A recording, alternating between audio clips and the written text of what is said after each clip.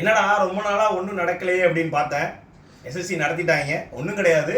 நிறைய பேர் Jan 18 CGL tyre 2 exam எழுத போயிருந்தீங்க. டைப்பிங் டெஸ்ட் எழுதுறப்ப நிறைய டிஃபிகல்ட்டிஸ் ஃபேஸ் பண்ணதா சொல்லி ஸ்டூடெண்ட்ஸ் நிறைய கம்ப்ளைண்ட் பண்ணாங்க. நம்ம அதுக்கான ஒரு வீடியோவுமே போட்டிருந்தோம், கரெக்டுங்களா? அந்த வகையில் எஸ்எஸ்சி இப்போ புதுசாக ஒரு நோட்டீஸ் ரிலீஸ் பண்ணியிருக்காங்க. அந்த நோட்டீஸில் என்ன சொல்கிறாங்க அப்படின்னா, Jan 18 நடத்தின ஷிஃப்ட் 2 உடைய அந்த டெஸ்ட் டைப்பிங் டெஸ்ட் மட்டும் நாங்கள் கேன்சல் பண்ணுறோம். அந்த டைப்பிங் டெஸ்ட்டை ஜனவரி 31 நாங்கள் மாற்றுறோம். அதுக்கான அட்மிட் கார்டை மட்டும் நீங்கள் ஜனவரி 27 டவுன்லோட் பண்ணிக்கலாம் அப்படின்னு சொல்லியிருக்காங்க.